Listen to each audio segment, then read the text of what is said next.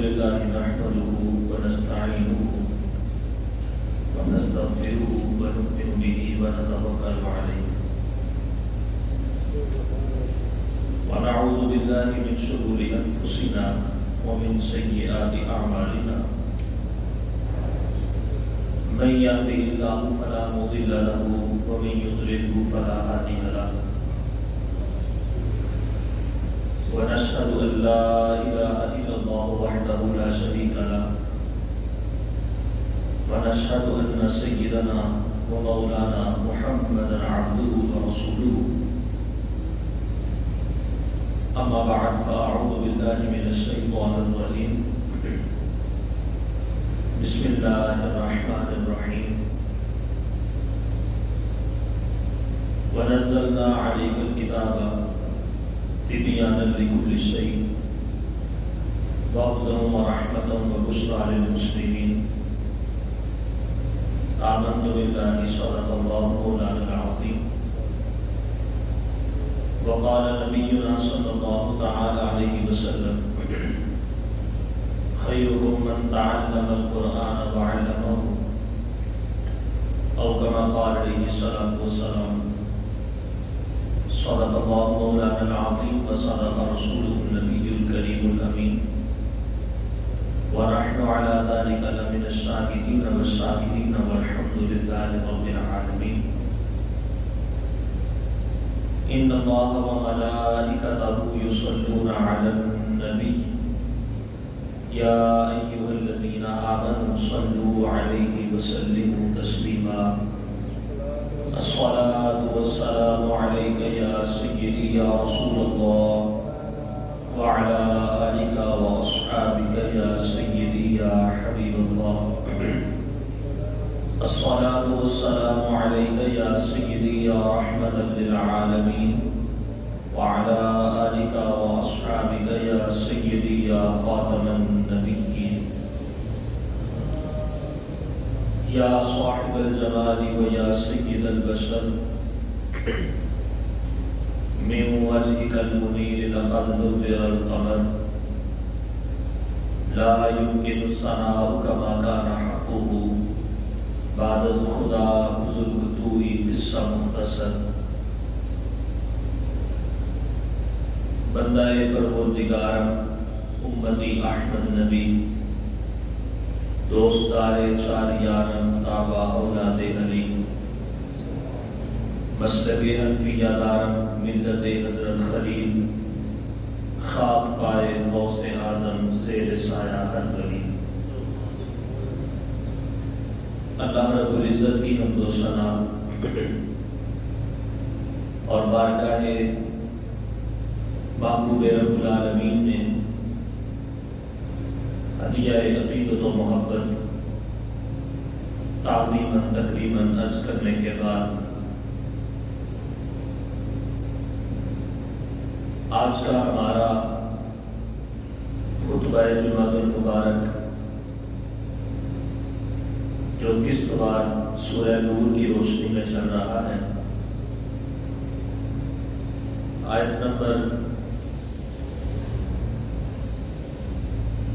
23 سے ہم آج کی گفتگو کا آغاز کرتے ہیں۔ اللہ تعالی نے ارشاد فرمایا ان الذین یرمون المحصنات الغافلات المؤمنات لعنوا فی الدنیا والآخرہ ولہم عذاب عظیم۔ اس آیت مبارکہ کے اوپر پچھلے جمعہ میں گفتگو ہو گئی تھی، لیکن چونکہ اگلی آنے والی آیت مبارکہ کا تعلق اسی کے ساتھ ہے، ربط ہے دونوں کا، اس لیے سیاق و سباق کو ساتھ دے کے تو پھر ہم اپنی گفتگو کو آگے بڑھاتے ہیں۔ اللہ رب العزت نے ارشاد فرمایا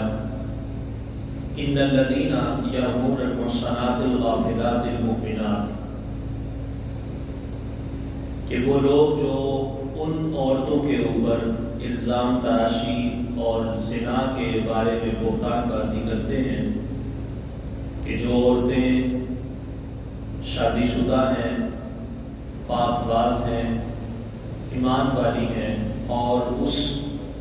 الزام سے غافل ہیں، اس کام کے ساتھ یا اس قسم کی تہذیب کے ساتھ ان کا کوئی تعلق بھی نہیں ہے، لا علم ہے اس سے، ایسی خواتین کے اوپر جو لوگ الزام تراشی کرتے ہیں، بہتان بازی کرتے ہیں، لعنوا فی الدنیا والآخرہ، ایسے لوگوں کے اوپر دنیا میں بھی لعنت ہے اور آخرت میں بھی لعنت ہے، وَلَهُمْ عَذَابٌ عَظِيمٌ، اور ان کے لیے بہت بڑا عذاب اللہ تعالیٰ نے تیار کر کے رکھا ہے۔ اس کے بعد آگے فرمایا کہ اس آیت کے اوپر پیچھے گفتگو ہم کر چکے تھے پچھلے جمعہ میں، آگے فرمایا کہ یوم تشہد علیہم السنتہم وایدیہم وارجلہم بما کانوا یعملون، قیامت کے دن کا تعارف ہے کہ جو لوگ اس طرح کے کام کرتے ہیں، الزام تراشی کرتے ہیں، بہتان بازی کرتے ہیں، پاک باز خواتین کے وجود کے اوپر یا ان کی ذات کے اوپر ان کی عصمت دری کرنے کی کوشش کرتے ہیں، ان کی عزت کو خراب کرنے کی کوشش کرتے ہیں، ایسے لوگوں کو یوم تشہد علیہم، اس دن سے ڈرنا چاہیے کہ جس دن میں ان کے تمام تر کردار کی گواہی السنتہم، ان کی زبان بھی دے گی، وایدیہم، اور ان کے ہاتھ بھی دیں گے، وارجلہم، اور ان کے پاؤں بھی دیں گے، بما کانوا یعملون، کہ دنیا کے اندر رہتے ہوئے وہ کیا کچھ کیا کرتے تھے۔ صرف زبان ہی نہیں بولے گی، اور سوال یہاں پہ یہ پیدا ہوتا ہے کہ زبان تو آج بھی بول رہی ہے، اور اس دن کے اندر بولنے میں اور آج کے دن میں بولنے میں کیا فرق ہے؟ زبان کا تو کام ہے بولنا، تو یہاں پہ اللہ تعالیٰ نے چاہیے تو یہ تھا کہ صرف ہاتھوں کا یا پیروں کا ذکر ہی بس ہوتا، زبان کا ذکر کیوں کیا گیا؟ یوم تشہد علیہم السنتہم، فرمایا کہ وہ دن ایسا ہے کہ جس دن صرف زبان ہی نہیں بولے گی بلکہ زبان کے ساتھ ساتھ وایدیہم وارجلہم، ہاتھ بھی بولیں گے، پاؤں بھی بولیں گے۔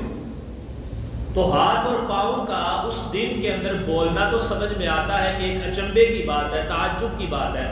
کیونکہ وہ دن بڑا سخت ہے، اس دن کے اندر مافوق الفطرت کام ہوں گے، آسمان پھٹ جائے گا، زمین کے اوپر زلزلہ برپا ہوگا، زمین اپنی معدنیات اچھال کے باہر پھینک دے گی، زمین کا خطہ خطہ ایک ایک ذرہ بولے گا، اور پھر جناب سمندروں کے اندر آگ لگ جائے گی، ستارے آسمان کے جھڑ جائیں گے، فرشتے جو چاند اور سورج ہے ان کا چلنے کا انداز کچھ اور ہوگا، تو مافوق الفطرت چیزیں تو اس دن میں بہت زیادہ ہوں گی۔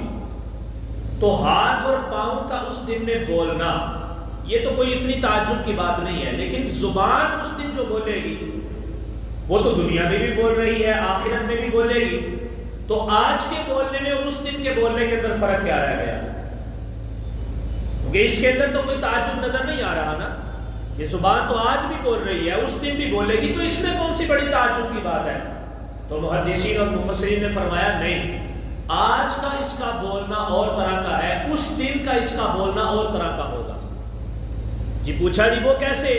انہوں نے جواب دیا، آج جو زبان بولتی ہے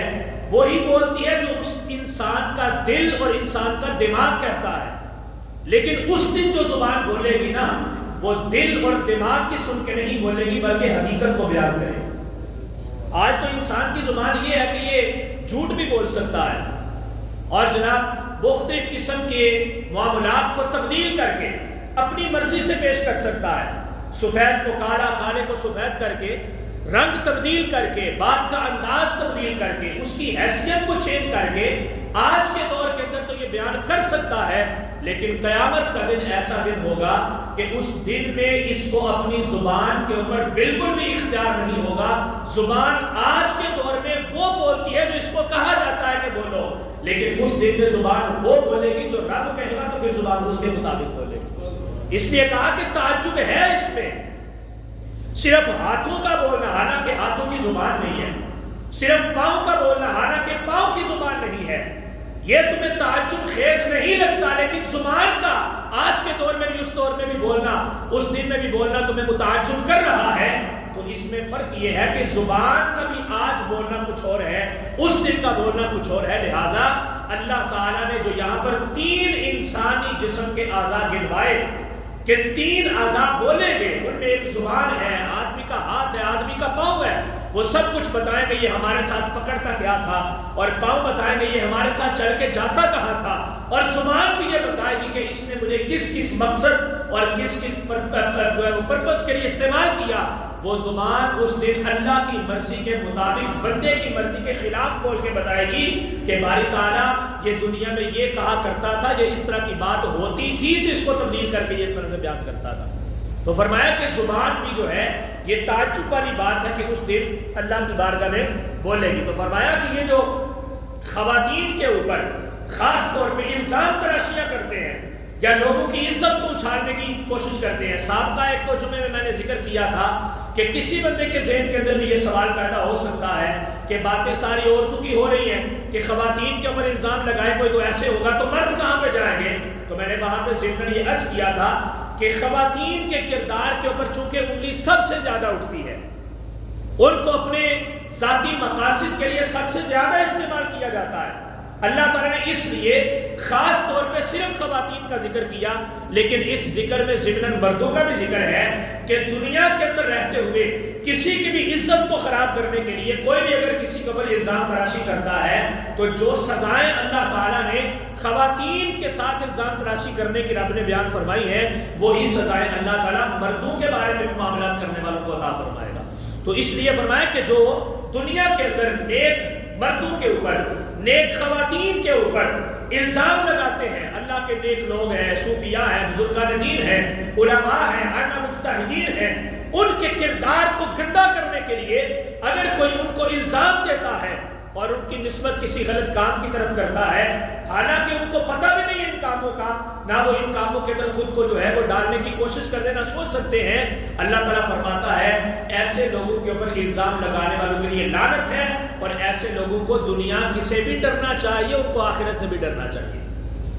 تو یوم تشہد علیہم السنتہم، وہ دن ایسا ہے کہ جس دن ان کی زبانیں گواہی دے گی، وَأَيْدِيهِمْ ان کے ہاتھ بھی گواہی دیں گے، وَأَرْجُلُهُمْ اور ان کے پاؤں بھی گواہی دیں گے، بِمَا كَانُوا يَعْمَلُونَ کہ یہ بندہ دنیا میں کیا کچھ کیا کرتا تھا.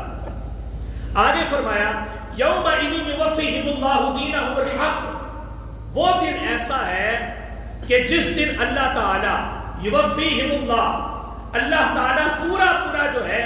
دِينَهُمُ الْحَقَّ ان کا بدلہ ان کو دے گا، جو کچھ بھی وہ دنیا میں کرتے رہے ہیں کسی انداز سے بھی ہیں. اس کا تعلق صرف وہ کردار کشی کے ساتھ ہی نہیں ہے بلکہ ہر قسم کے معاملے، چاہے نیکی ہے یا بدی ہے، برائی ہے، اچھائی ہے، گناہ ہے،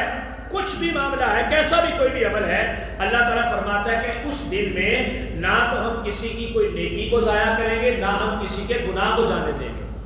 بلکہ پورا کھاتا کھول کے بندے کے سامنے رکھ دیا جائے گا. یومئذ یوفیہم اللہ دینہم الحق ویعلمون ان اللہ هو الحق المبین، اور یہ لوگ جان لیں گے اس بات کو، ویعلمون یہ جان لیں گے لوگ اس بات کو کہ ان اللہ هو الحق المبین کہ اللہ تعالیٰ انصاف کے ساتھ واضح طور پہ فیصلہ فرمانے والا ہے. وہ کسی کے ساتھ بھی ڈنڈی مارنے والا نہیں ہے، وہ کوئی ہائی کورٹ کا یا جناب سپریم کورٹ کا جج نہیں ہے، یا وہ کوئی پاکستانی کسی ادارے کا سربراہ نہیں ہے، بلکہ وہ پوری کائنات کا بادشاہ ہے، مالک الملک ہے، اور ہر اعتبار سے وہ ہر کسی چیز سے افضل الاعلیٰ ہے، اور اس کے پاس تمام تر اختیارات موجود ہیں. اس لیے کہا کہ دنیا کے اندر یہ 2 نمبریاں چلتی ہیں حاکموں کے پاس، لیکن وہ ایسا حاکم ہے، وہ بے نظیر، بے مثل و بے مثال، اس کی کوئی مثال پوری کائنات کے اندر نہیں پائی جا سکتی. لیسا کمثلہ شیء، وہ ایک ایسا حاکم ہے کہ جو بھی وہ فیصلہ فرمائے گا وہ بالکل کھلم کھلا، سیدھا سادہ، کوئی اس کے اندر لچک نہیں، کوئی لغزش نہیں، کوئی خطا نہیں ہے. وہ رب کائنات ہے، وہ جو بھی فیصلہ فرمائے گا وہ بالکل واضح ہوگا اور بالکل حق ہوگا. فرمایا مختلف مقامات پہ اللہ نے فرمایا کہ اس دن کے اندر تمہارے ساتھ کوئی ظلم نہیں کیا جائے گا، کسی اعتبار سے بھی ظلم نہیں ہوگا. اب اس کے 2 معنی ہیں. ایک مطلب تو یہ ہے کہ نیک بندے کے اعمال کو کم کر کے یا اس کی نیکیوں کے اندر تھوڑا سا گھاٹا جو ہے ڈال کے اللہ تعالیٰ فرمائے گا اس طرح کر کے ہم تمہارے ساتھ ظلم کریں، فرماتا ہے نہیں ایسا بھی نہیں کریں گے۔ یہ تو ہو گیا نیک بندے کے ساتھ معاملہ، تو جو گنہگار ہے، جو ظالم ہے، اللہ فرماتا ہے اس کے ساتھ بھی ظلم نہیں کیا جائے گا۔ اب اس سے کیا مراد ہے؟ اس سے مراد یہ ہے کہ تیرے جتنے بھی کرتوت ہوں گے برے، تیرے جتنے بھی گناہ ہوں گے، جتنی بھی معصیات ہوں گی، اور جتنے بھی ایسے کام تم نے کیے ہوں گے کہ جو اللہ کی مرضی کے خلاف اور اللہ کی رضا کے خلاف ہوں گے، جو رب نے جن کو اچھا کنسیڈر نہیں کیا اپنے خزانہ علم میں، اللہ تعالیٰ فرماتے ہیں ہم ان کو بھی نہیں چھوڑیں گے۔ ایک ایک دن کا تمہارے اعمال کا تمہارے سامنے کر دیا جائے گا، اور تمہارے ساتھ جو کچھ بھی کیا جائے گا تمہارے اپنے کیے ہوئے کاموں کی وجہ سے کیا جائے گا۔ اس اعتبار سے ہم تمہارے اوپر کسی قسم کا کوئی ظلم نہیں کریں گے۔ تو فرمایا کہ وہ دن ایسا ہے، وہ اتنا خاص دن ہے کہ یوفیہم اللہ دینہم الحق، اللہ تعالیٰ ان کے ایک ایک کرتوت، ایک ایک کام کا بدلہ ان کو برابر برابر عطا فرمائے گا۔ وَيَعْلَمُونَ أَنَّ اللَّهَ هُوَ الْحَقُّ الْمُبِينُ، اور وہ جان لیں گے اس بات کو کہ سب سے بہترین فیصلہ کرنے والا اللہ ہے، سب سے بہترین فیصلہ کرنے والا اللہ ہے۔ پاکستانی بھی وہاں پہ جا کے کہیں گے پاکستان کی عدالت ہوتی تو ہم پیسے دے کے جان چھڑوا لیتے، لیکن اللہ فرمائے گا وہ پاکستان تھا، یہ میدان حشر ہے، یہ میدان اعتدال ہے، یہ عدل و انصاف کا خاندان ہے، یہ نظام ایک ایسا ہے۔ دنیا میں تو میں نے اختیارات لوگوں کو دیے تھے، وہاں پہ کسی کو جج بنا دیا، کسی کو چیف بنا دیا، کسی کو کچھ بنا دیا، لیکن یہاں پہ جج بھی میں ہوں، یہاں پہ حاکم وقت بھی میں ہوں، یہاں پہ چیف بھی میں ہوں ہر اعتبار سے۔ لہٰذا دنیا کے اندر تو تم پیسے دے کے بچ سکتے تھے، کسی کو روپ دکھا کے اپنی مرضی کا وکیل کر سکتے تھے، لیکن یہ کائنات کی آخری عدالت ہے جو میدان حشر کے اندر لگے گی۔ اللہ فرمائے گا نہ یہاں پہ کوئی وکیل ہے، گناہگار کے لیے، ظالم کے لیے کوئی وکیل نہیں ہے،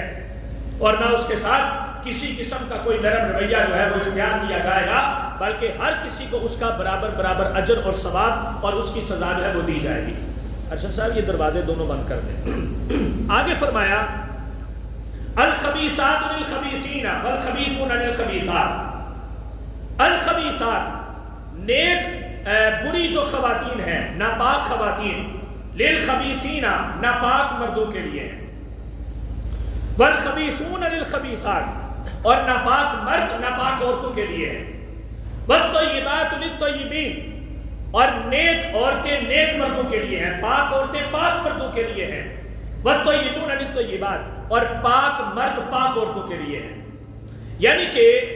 دنیا کے اندر اگر تم نے تعلق، معاملہ خاندانی طور پہ یا ویسے یاری دوستی کے طور پہ، تعلق کے طور پہ، یاری دوستی عورت کے ساتھ تو نہیں ہو سکتی، لیکن آپس میں بھی اگر تم نے تعلق رکھنا ہے، اللہ نے ایک اصول دے دیا، فرمایا تمہیں میں اصول ایک دے رہا ہوں، اگر دو دوستوں کی آپس میں یاری ہے یا دو مرد اور عورت کا آپس میں خاندانی ربط بنانا ہے، تو اس میں ایک بات کو ملحوظ خاطر ضرور رکھنا کہ وہ دونوں پاک باز ہونے چاہیے، نیک سیرت ہونے چاہیے، ان کا اچھا کردار اور اچھا کریکٹر ہونا چاہیے۔ اب اس کا نا ایک بڑا عجیب سا مطلب ہمارے معاشرے کے اندر لیا جاتا ہے، اور وہ یہ ہے کہ خدا نخواستہ اللہ تعالیٰ معاف فرمائے، اللہ تعالیٰ ہر کسی کو اپنی معصیت اور گناہ سے محفوظ رکھے، کہ میاں اور بیوی کی شادی ہوئی، ایک مرد اور عورت کی، اب کہیں پر بھی کسی اعتبار سے بھی لفظ خطا ہو گئی، پاؤں پھسل گیا، مرد کا تعلق کسی غیر عورت کے ساتھ بن گیا یا عورت کا تعلق کسی غیر مرد کے ساتھ بن گیا، تو پھر ان کے لیے ایک تانا بن جاتا ہے، اور اس آیت کو وہ تانے کے طور پہ استعمال کرتے ہیں کہ بھائی تجھے تو میرے مقدر میں ہونا ہی نہیں چاہیے تھا۔ مرد کہتا ہے کہ میں پاک ہوں تو بدکار ہے، اور عورت اگر مرد سے ہو جائے تو عورت کہتی ہے کہ میں پاک ہوں تو بدکار ہے۔ حالانکہ اس کا مطلب یہ نہیں ہے، اس کا مطلب یہ نہیں ہے، جوڑے ہمیشہ اللہ تعالیٰ نے آسمان میں بنائے، لیکن انسان کو سوچ بھی دی ہے، انسان کو اختیار بھی دیا ہے کہ دیکھے، پرکھے، غور کرے، پھر اس کے بعد اس کے ساتھ معاملہ کرے، تعلق بنائے اور اپنے رشتے کو آگے لے کے چلے۔ تو فرمایا کہ جب بھی تم نے اپنے کسی بھی تعلق کے اندر کسی کے ساتھ تم نے اپنا رابطہ بنانا ہے، تم نے خاندانی ربط رکھنا ہے، کاروباری رکھنا ہے، جیسا بھی رکھنا ہے، تم نے جب بھی کسی کے ساتھ ربط بنانا ہے تو اپنی اور اس کی حیثیت کو دیکھ لینا ہے، میرا کردار کیسا ہے، اس کا کردار کیسا ہے۔ جب کردار کا دونوں کا آپس میں جب کمپیریزن کر لیا جائے گا، موازنہ کر لیا جائے گا، تو پھر تعلق بڑھانے سے پہلے ہی بہت ساری چیزیں طے ہو جائیں گی۔ اب جب چیزیں طے ہو جائیں گی تو پھر تعلق بننے کے بعد کسی قسم کی کوئی دشواری، کوئی تنگی اور کسی مشکل کا سامنا نہیں کرنا پڑے گا۔ اس لیے فرمایا کہ جب اگر تم نیک ہو تو نیک لوگوں سے تعلق بناؤ۔ اور ایسے ہی ہوتا ہے ہمارے معاشرے میں بھی کہ ایک بندہ بڑا اچھا ہو اور جناب اس کو صحبت جو ہے وہ کسی غیر کی مل جائے تو وہ پھر اسی طرح کا ہو جاتا ہے، الصحبۃ مؤثر۔ بلکہ وہ ایک بڑا فارسی کا ایک مقولہ ہے مشہور، جمال ہم نشیں اثر کردن۔ جب ایک بندہ کسی کے پاس بیٹھتا ہے، وہ پھول مٹی کو کسی نے پوچھا نا کہ تیرے اندر خوشبو کہاں سے آئی، اس نے کہا کہ میں گلاب کے سرہانے رہتی ہوں، گلاب کے پاس میرا مسکن ہے۔ اب گلاب چونکہ خوشبو والا ہے تو اس کی وجہ سے اس نسبت سے میرے اندر بھی خوشبو آ گئی۔ اب اسی طرح اگر کوئی بد کردار بندہ کسی اللہ کے ولی کے پاس بیٹھ جائے، نیک بندے کے پاس بیٹھ جائے، اللہ تعالیٰ صحبت کا اثر اس کے اوپر ڈال دیتا ہے۔ اور اگر کوئی اچھا بندہ کسی بد کردار چرسی بھنگی اور جناب نشئی کے پاس جا کے بیٹھ جائے یا بد کردار بندے کے پاس جا کے بیٹھ جائے تو اس کی کسی نہ کسی بات کا اثر اس کی طبیعت کے اندر بھی نظر آ جاتا ہے، اگرچہ فوراً نہیں ہوتا، کچھ وقت لگتا ہے۔ ظاہری بات ہے ہر چیز کا اثر آہستہ آہستہ ہوتا ہے۔ اسی طرح اگر برائی کا اثر آہستہ آہستہ ہوتا ہے تو اچھائی کا اثر بھی آہستہ آہستہ ہوتا ہے، اور اگر اچھائی کا اثر آہستہ آہستہ ہوتا ہے تو برائی کا بھی ایسے ہی ہوتا ہے۔ تو فرمایا کہ جب بھی تم نے تعلق بنانا ہے، کردار اپنا آگے لے کے چلنا ہے، خاندانی ربط رکھنا ہے، معاملہ آگے لے کے چلنا ہے، تو اس کے لیے تمہیں آپس میں ایک دوسرے کے کردار کو بھی پرکھ لینا چاہیے، ایک دوسرے کے انداز کو بھی دیکھ لینا چاہیے۔ اچھا، یہ آیت مبارکہ چونکہ باب جو ہے حضرت اما جان سیدہ عائشہ صدیقہ رضی اللہ تعالیٰ عنہ کے بارے میں چل رہا ہے، تو اگر ہم دوسرے اعتبار سے دیکھیں کہ نیک مردوں کی قسمت میں نیک عورتیں اور نیک عورتوں کی قسمت میں نیک مرد، اسی طرح بری عورتوں کی قسمت میں برے مرد اور برے مردوں کی قسمت میں بری عورتیں، اگر یہ بھی اصول دیکھا جائے تو میں یہ بات کرتا ہوں، اما جان حضرت سیدہ عائشہ صدیقہ رضی اللہ تعالیٰ عنہ کا مرد کون تھا؟ وہ اطیب الطیبین، وہ خیر الاولین والآخرین، وہ جن کی اہل بیت کو اللہ نے اتنا پاک کر دیا کہ جو ان کا ہو جاتا ہے وہ بھی پاک ہو جاتا ہے، اور پیچھے وسیلہ اور پیچھے ذریعہ سورس کیا ہے؟ وہ سورس صرف اور صرف پیچھے جناب محمد رسول اللہ ہے۔ اب حضرت رسول کریم علیہ السلام جن کے جسم اطہر کے ساتھ اگر مٹی کا کوئی حصہ مس ہو جائے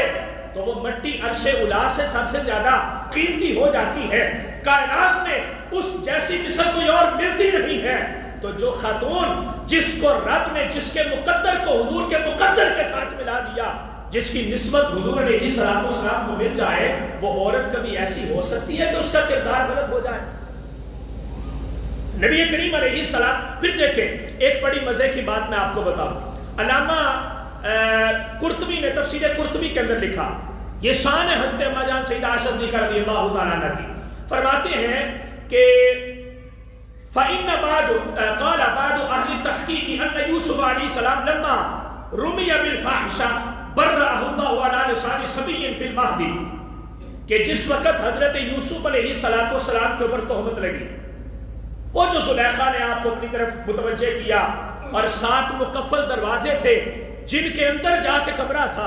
اور جناب یوسف علیہ السلام کو اس نے اپنی طرف آنے کی توجہ دی، دعوت دی، تو آپ نے فرمایا معاذ اللہ انہ ربی احسن مثوائی انہ من عبادنا المخلصین، میں اس اپنے رب سے ڈرتا ہوں، میں اس کی پناہ طلب کرتا ہوں کہ جو اپنے مخلص اور نیک لوگوں کے ساتھ وفا کرنے والا ہے۔ میں تو تمہاری طرف نہیں آؤں گا، میں تو اس کا بندہ ہوں، میرا رب وہ ہے جو ہر قسم کی گندگی اور غلاظت سے خود بھی دور ہے، اپنے بندوں کو بھی دور کرتا ہے۔ تو یہ تو غلاظت ہے، ناپاکی ہے، شیطانیت ہے، میں تو کبھی بھی تمہاری طرف نہیں آؤں گا۔ آخرکار کیا ہوا؟ اس نے جب آپ کے اوپر لپکنے کی کوشش کی، جناب یوسف علیہ السلام وہاں سے بھاگے، اور مقفل دروازے جو کہ لاک تھے، چابی زلیخا کے پاس تھی، وہ دروازے خود بخود کھلتے گئے، یہاں تک کہ آخری دروازہ جب آیا تو اس نے جناب یوسف علیہ السلام کی قمیض کو پیچھے سے پکڑا، کھینچ پڑی، اور آپ کا مبارک کرتا جو ہے وہ پھٹ گیا۔ ادھر سے کرتا پھٹتا ہے، وَاسْتَبَقَ الْبَابَ وَقَدَّتْ قَمِيصَهُ مِن دُبُرٍ وَأَلْفَ يَا سَيِّدَ هَٰذَا الْبَابَ، قرآن کہتا ہے جب ادھر سے کرتا پھٹا، جناب یوسف علیہ السلام کی قمیض جو تھی وہ پھٹی، ادھر سے دروازہ کھل گیا ساتواں بھی، اور سامنے دیکھا وَأَلْفَ يَا سَيِّدَ هَذَا الْبَابِ کہ وہاں پہ جناب یوسف علیہ السلام کا مالک کھڑا تھا جو زلیخا کا شوہر تھا۔ اب وہاں پہ وہ چونکہ خاتون تھی، مکر اور فریب کرنے والی تھی، اس وقت شیطانیت کا غلبہ اس کے اوپر حاوی تھا۔ اس نے کہا کہ یہ دیکھو تیرا غلام میرے ساتھ کیا کر رہا ہے۔ اس نے کہا قالت ما جزاء من اراد باهلك سوءا الا ان يسجن او عذاب الیم۔ اس نے کہا جو تیرے گھر کے اوپر حملہ کرنے کی کوشش کرے اس کا کم سے کم سزا تو یہ ہونی چاہیے کہ یا تو اس کو درے لگایا جائے یا پھر اس کو جو ہے قید کے اندر ڈال دیا جائے۔ اب جناب یوسف علیہ السلام اپنی برات کو ظاہر کرتے ہیں لیکن بات کو کوئی بھی نہیں مانتا۔ اللہ تعالیٰ ان کے اوپر وحی نازل فرماتا ہے۔ اس وحی کے بارے میں یہاں پہ ذکر کیا، فرماتے ہیں کہ لما رمی بالفاحشہ، جب جناب یوسف علیہ السلام کو تہمت سے آلودہ کیا گیا، جب ان کے کردار کشی کی گئی، جب ان کی عصمت کو خراب کرنے کا ان کے اوپر الزام اس قدر لگایا گیا، تو علامہ قرطبی فرماتے ہیں برأہ اللہ علی لسان صبی فی المہد، ایک دودھ پینے والا بچہ جو کہ جناب جو زلیخا تھی اس کی ہی پھپھی زاد بہن کا بچہ تھا، وہ بچہ لایا جاتا ہے اور وہ بچہ فصیح و بلیغ زبان سے اللہ اس کو یہ جو ہے یہ ہمت عطا کرتا ہے، یہ سعادت اسے بخشتا ہے کہ وہ برات کو اگر اعلان کرتا ہے تو جناب یوسف علیہ السلام کی پاکی کو بیان کرتا ہے۔ وہ دودھ پینے والا شیر خوار بچہ جو ابھی ماں بھی نہیں کہہ سکتا، ابھی باپ بھی نہیں کہہ سکتا، وہ برات کا اعلان کرتا ہے۔ اللہ نے جناب یوسف کی برات کا اعلان اس چھوٹے سے بچے سے کروایا۔ آگے فرمایا وَإِنَّ مَرْيَمَ لَمَّا رُمِيَتْ بِالْفَاحِشَةِ برأها اللہ علی لسان ابنہا عیسیٰ صلاۃ اللہ علیہ۔ فرماتے ہیں کہ جب جناب مریم کے اوپر تہمت لگی، چونکہ سیدہ مریم سلام اللہ علیہا بغیر شوہر کے، بغیر کسی مرد کے مس ہونے کے بچے کو جنم دیتی ہیں، اور جناب عیسیٰ بغیر باپ کے پیدا ہوتے ہیں۔ اب جس وقت یہ سارے کا سارا معاملہ ہوا تو فآتت به قومها تحملہ، جب اپنے بچے کو لے کے قوم کے پاس آئیں، قالوا یا مریم لقد جئت شیئا فریا، انہوں نے کہا مریم یہ ایسا کیسے ممکن ہو سکتا ہے کہ تیری تو شادی بھی نہیں ہوئی ہے اور تو ایک شیر خوار بچے کو لے کے آ گئی ہے۔ یا اخت ہارون ما کان ابوکی امرأ سوء وما کانت امکی بغیہ، انہوں نے کہا کہ اے ہارون کی بہن کیسا تیرا عجیب کردار ہے، تیرا باپ بھی کتنا نیک تھا، تیرا بھائی بھی کتنا نیک تھا، تیری ماں بھی کتنی نیک تھی، لیکن تو کتنی بڑی تہمت کو اپنے ماتھے پہ مل کے اس بچے کو ہمارے پاس لے کے آ گئی ہے، کیا تیرا کردار ہے، تو بڑی پاک باز بنی پھرتی تھی۔ فاشارت الیہ، اللہ فرماتا ہے جب انہوں نے اتنے سوالات کیے تو حضرت مریم نے فاشارت الیہ اشارہ کیا، فرمایا وہ جو پگوڑے میں ہے نا، وہ جو پگوڑے میں ہے وہ تمہیں بتائے گا۔ انہوں نے کہا قالوا کیف نکلم من کان فی المہد صبیا، جو یہ چھوٹا سا بچہ ہے پنگوڑے کے اندر لیٹا ہوا ہے، یہ کیسے بتا سکتا ہے کہ تیری شان کیا ہے، یہ بچہ کہاں سے آیا ہے؟ اللہ تعالیٰ فرماتا ہے جب جناب مریم کے اوپر تہمت لگی تو جناب عیسیٰ بولے انی عبد اللہ آتانی الکتاب وجعلنی نبیا، میں اللہ کا بندہ ہوں، مجھے اللہ نے نبی بھی بنا کے بھیجا ہے، مجھے اپنی کتاب بھی دے کے بھیجا۔ وہ چھوٹا سا بچہ جو بھی دودھ پی رہا تھا، شیر خوار بچہ جو ہے اپنی ماں پہ تہمت لگتی ہے تو اپنی ماں کی تہمت کا ازالہ اس حالت میں رب کی توفیق سے وہ پنگوڑے کے اندر مہد کے اندر لیٹا ہوا بچہ جناب مریم سلام اللہ علیہا کی برات کو ظاہر کرتا ہے۔ تو فرمایا جب یوسف کی باری آتی ہے تو اس کی برات کا اظہار اللہ نے نہیں کیا، چھوٹے سے بچے نے کیا، حالانکہ اللہ کے نبی تھے، اللہ کے برگزیدہ بندے تھے، اللہ کے چہیتے نبی تھے، اور دوسری طرف مریم کے اوپر تہمت لگتی ہے اور اس کی برات کا اعلان بھی اللہ نے خود نے کیا، بلکہ ان کے بچے سے کروایا، اگرچہ شیر خوار بچہ تھا، چھوٹا تھا، لیکن جب باری آتی ہے تمام تر مومنین کی ماں کی، نبی رحمت صلی اللہ علیہ وسلم کی زوجہ محترمہ کی، میری اور آپ کی اماں جان کی، وہ دختر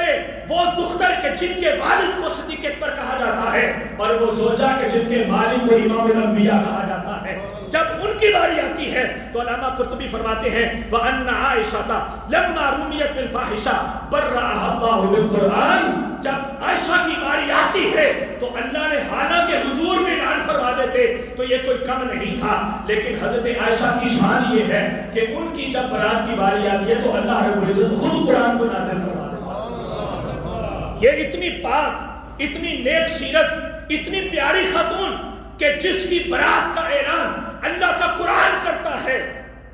وہ خاتون ہو اور ایک طرف امام الانبیاء ہو، ان کا آپس میں نکاح ہو، وہ ام المومنین ہو اور وہ امام الانبیاء ہو، وہ بھی اتنے پاک اور ان کی وجہ سے ان کے اہل بیت پاک، تو فرمایا کہ تم یہ کیسے کنسیڈر کر سکتے ہو، کیسے سوچ سکتے ہو، کیسے کردار کے اوپر تہمت لگا سکتے ہو؟ شرم آنی چاہیے تمہیں دنیا کے اندر رہتے ہوئے، تم اپنے ریلیشن کے اندر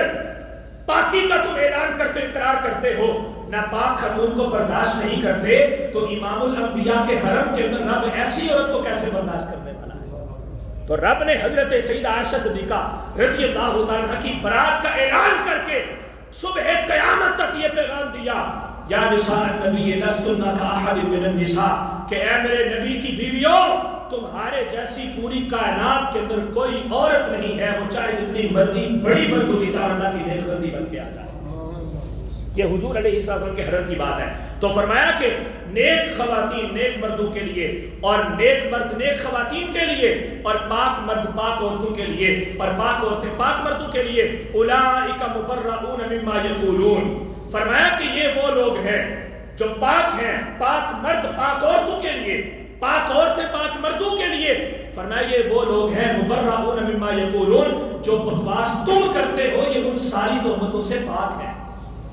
یہ مبرہ ہے، اس سے منزہ ہے، ان کا کردار خراب نہیں ہے۔ کردار تمہارا خراب ہے، تمہاری سوچ گندی ہے، تمہارا کریکٹر غلط ہے، تم جس انداز سے میرے نبی کے حرم کو متاثر کرنا چاہتے ہو، اللہ فرماتا ہے تمہاری زمین دو سرگرمیاں تباہ ہو جائیں گی، لیکن اسلام کا علم کبھی بھی سرنگوں نہیں ہوگا، یہ ہمیشہ سے سر بلند ہے اور سر بلند ہوتا ہی نظر آئے گا۔